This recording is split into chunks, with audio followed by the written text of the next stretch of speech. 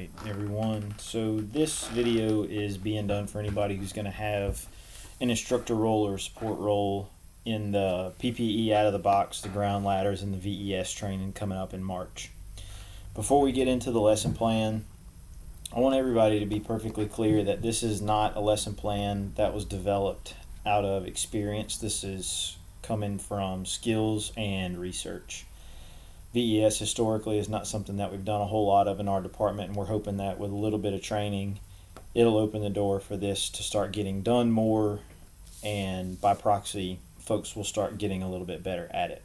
So the genesis behind this lesson plan and this drill field in and of itself is we want to take the time to show crews how long it truly takes for a crew to arrive on scene, get fully geared and packed out to where they can work together as a crew, as opposed to normal circumstances at training. What I mean by that is folks who take the time to lay out their PPE perfect for a 2-minute drill, everything's in a specific order and everything goes how they want it to, when we all know that's not how it goes. So this training is going to have a lot of operators doing the sidewalk style 2-minute drill. We want them interacting with that PPE, how it's stored normally on the apparatus. We want it done essentially like it's going to be at a fire, that real-time feeling. All that being said, the training topics are PPE out of the box, and that's kind of where that comes from. We want to pull people out of their comfort zone and show them really how long it's going to take to get that crew assembled to do VES or stick a ground ladder or any combination of those two or any other essential fire ground task. So if you don't have the lesson plan printed out, at least have it nearby where you can take a look at it, because when we go through these objectives, I'm actually going to work from the bottom up to cover each one of these skills pretty quickly. The lesson plan speaks for itself, and I'm going to walk through it pretty quick. That way everybody will kind of be on the same page, and you can email me, call me, text me, or anything like that if you have any questions. So the objectives that you'll see, we've got 4 simple objectives. Each one of them is referenced to an NFPA standard, whether it be dealing with ground ladders or simple professional firefighter qualifications. So we're not asking anything too far out of the ordinary. It's just going to be some new skills that are brought up and a little bit different mindset. So we're going to start at the very bottom. Once again, crew members don their PPE in real time with normal placement on the apparatus. I think I went over that pretty well. We just want to make sure folks have that grasp of the true amount of time it takes as opposed to optimal conditions. Working up, skill number 3 is going to be to establish ground ladder access to an upper floor of a structure in a safe, efficient, and expeditious manner. This is where we're going to get into some of the coaching with these folks, little tips on getting ladders up. If these crews choose to do one-man ladder operations, of course that would be a victory. I think we can all agree that that should be a one-person skill. But getting that rapid access to the upper floors, 1, for secondary means of egress for our crews that might be working up there. 2, this is kind of centered around VES, finding that tenable space, identifying it quickly, and searching it quickly as well. The other 2 are the perform the VES skills. I'm a firm believer that we need to train with and without that thermal imaging camera, and I've heard that from several other folks as well.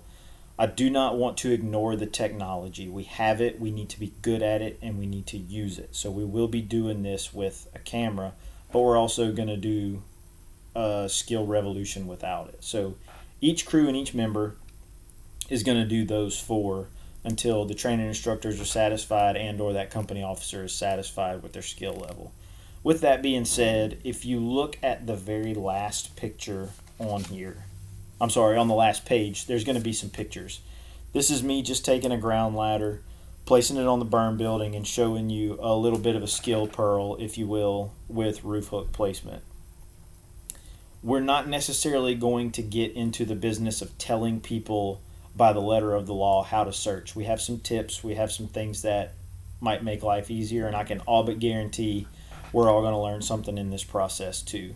With that being said, look at the ground ladder placement and note in instructor notes where I have some stuff that I pulled from the ground ladder NFPA standard about climbing angles. We need to exercise extreme caution, especially whenever we throw these ladders at the pitch that we want them for rescue and ease of victim lowering down a ladder and things like that. And I think it goes without saying, if you choose to VES and enact this skill on a ground level window, then there's no need for a ground ladder.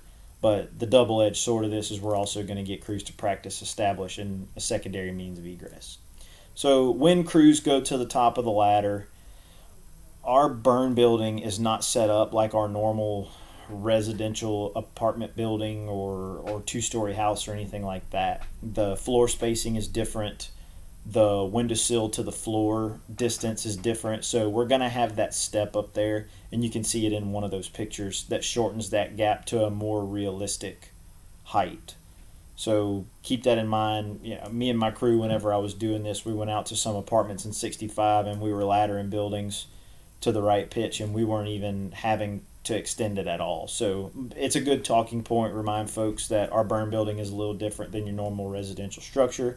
So you might not have to do as much with that ground ladder. But in an effort to make that a greater reality, we're going to use that step on the second floor to shorten that distance a little bit. The roof hook that's laid into the window that you see in these pictures in this lesson plan, all it is an orientation point, and it would be my recommendation that we take the oriented person approach to this VES. So first person of the crew goes up, sounds the floor, makes entry into the room, do everything they possibly can as quickly as they can to isolate it. So finding the door, one that's going to give us the control of the flow path, because we know as soon as we break this window, we're going to create that current. We might be bringing fire towards us. So search the area on the other side of that door very, very quickly and get that room isolated. Finish your search. And the reason that roof hook is in the window, well, there's two primary reasons that it's there. One of them is going to be your orientation point for the member of your crew who can't see. That officer or the senior firefighter is going to be at the tip of that ladder with the tick, watching the firefighter who's searching and surveying the room. High probability areas, beds, dressers, blind spots that they have from the window, we're going to have them search that. You'll call out to the one who's searching, hey, make sure you get behind that bed, under the bed, in the closet, whatever the case may be. So that roof hook being slanted in is the starting point and the ending point for the one who has zero visibility, and you're guiding that as a senior firefighter or an officer with the tick. Second thing that's going to do is whenever you are doing the drills without the thermal imaging camera, the person at the tip of the ladder is also going to have limited visibility. So all that is a noisemaker for us. You're going to be at the end of that ladder. You'll be able to take the roof hook and you'll be able to tap it the whole time that they're searching. One, it gives the person who's searching orientation of where they're at, and it lets them know that there's still somebody at the end of that ladder. So you can use it as a bit of a noisemaker without your tick, just kind of for orientative reasons for both of you. One thing that I can't emphasize enough is we're really just facilitating these skills for the crews that come out here. Yes, are some people going to need their skills sharpened? Absolutely. That's what we're there for. We're bringing this up as new topics, new concepts that we really want to drive home. One thing that I think deserves some attention in each one of these training rotations, and for the ones I'm there for, I'll gladly tell this story, and this video is informative for y'all whenever you go out and teach. This isn't necessarily for each crew that comes to drill field to view. A couple weeks ago, we had that fire on General Taylor that I'm sure most folks heard about with the active shooter. That fire burned for a long time, 20-25 minutes, before we ever started putting water on it. And once we did start putting water on it with a master stream and then some attack lines from the front yard once it was deemed safe, that house burned with active fire for almost an hour. And the one thing that I couldn't get out of my head about the importance of VES after we found this out is the shooter that was in there was identified with his clothing intact, skin not burned. The area of the house that he was in still had good structural integrity. So that house burned for almost an hour, and we had a body in that house that was identified by face. We didn't have to, sheriff's office didn't have to use teeth to determine. We were expecting to find a crispy critter, and we found a person, the crew that searched and found him found a body with clothing intact, skin intact, his weapons and everything that he was found with were all still intact. So I think as a whole, we need to start encouraging people to look for that tenable space and search it as long as fire conditions allow. So intact windows or areas that we feel like can be searched, we really need to make a better effort as a whole to get in there and search those areas. But we need to get these skills sharp and make sure we're venting first, get in as quick as you can and safely as you can, isolate that room, search outside of it very, very quickly, isolate that room, conduct your search, and get out. This is not meant to be an extended skill. It's not meant to be an extended action. This is being done without a hose line under active fire conditions. It's got to be very, very quick. So on the second page, I've got an equipment list. I think it kind of goes without saying what all is going to be needed, but just as a reminder for things that y'all can look at during these trainings, make sure folks have all these. This is a time for them to practice putting their radio strap where it needs to be, carrying the thermal imager in a place that they want. Let these crews experiment with that kind of stuff a little bit. But there's one section on here when we talk about skill verification, and this is very, very simple. This is incumbent on us as the instructors. If you feel like somebody needs more work, or if somebody asks you for more work or more guidance in an area, this is kind of where we can step in. We want to talk about effective ground ladder placement. Unfortunately, that beauty could be in the eyes of the beholder.